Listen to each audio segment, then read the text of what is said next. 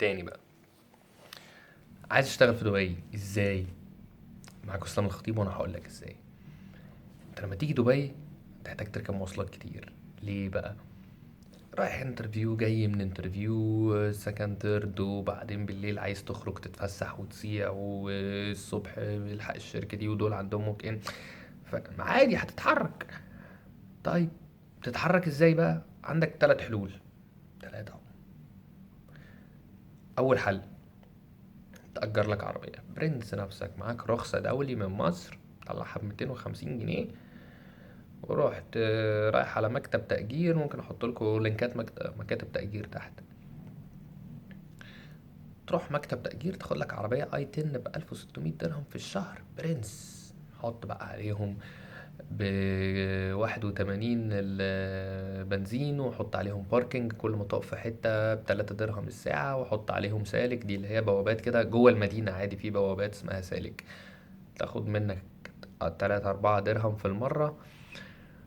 وكمان بقى لو خدت لك مخالفة 500.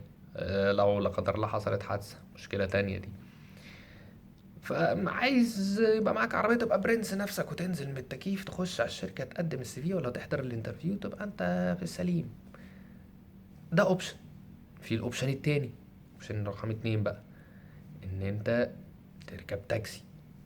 هتنزل من بيتك هتشاور في مليون تاكسي في الشارع، تشاور للتاكسي، تاكسي المكان الفلاني، تاكسي عنده عداد هيوديك على المكان اللي انت عايزه. انت طبعا مش عارف المكان فين، وهتوه انت وهو. فممكن تطلب اوبر او كريم او هلا تاكسي، هحط لكم لينكات تحت، يعمل معاك المشوار على طول. ده لو انت رايح انترفيو على طول، عشان ما تروحش تعبان ومفرهد، ممكن تاخد تاكسي تنزل على الانترفيو.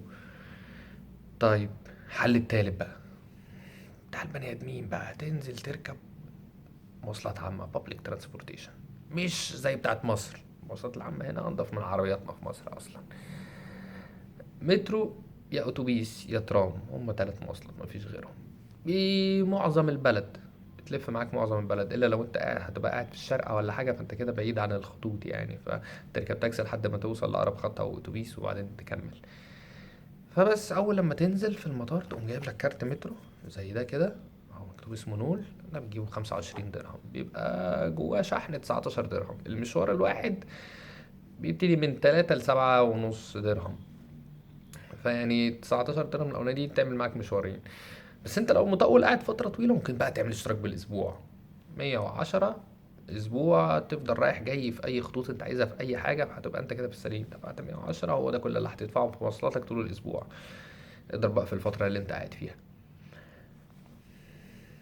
دي كده بقى. عايز تمشي تمشي، الجو ظريف بس الأماكن مش قريبة من بعض، عايز تجيب عجلة جيب عجلة عادي. اشبط بقى مع حد صاحبك بتاع.